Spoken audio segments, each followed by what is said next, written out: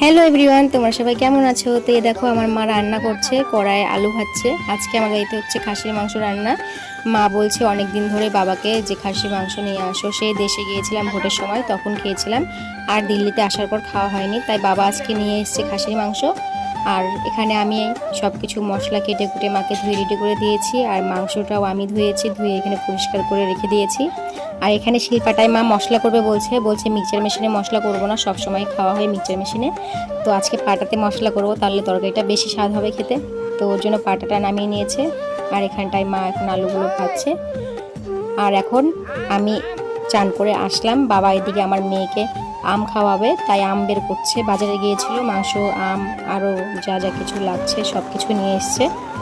তো আম এখন আমার মেয়েকে কেটে খাওয়াবে বাবা। আর আমি চান করে এসেছি, বললাম মাথা শ্যাম্পু করেছিলাম, তো গামছা পেঁচিয়ে রেখে দিয়েছিলাম, দিয়ে নিয়ে আমি সব কাটা ধোয়া করছিলাম তরকারিগুলো। তারপরে এখানে মাকে রান্নায় লাগিয়ে দিয়ে আমি এখন চুলটা মুছে নিচ্ছি, না হলে সর্দি লেগে যাবে আবার অনেকক্ষণ ধরে ভিজে মাথায় থাকলে।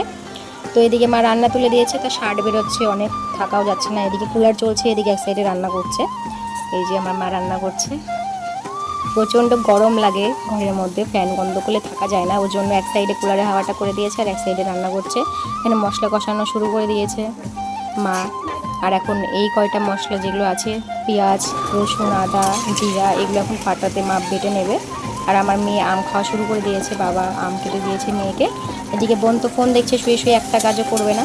তো মা বলছে তুই মশলাগুলো একটু নাড়াচাড়া কর, না হলে পুড়ে যাবে, আমি ততক্ষণ পাটায় মশলা করে নিই। তো মার রান্নাও হয়ে গেল। এখন মা আলাদা বাটিতে করে তরকারি তুলে রাখছে। আর এদিকটায় এখন আমরা সবাই খেতেও বসবো, গরম গরম খেতে ভালো লাগবে।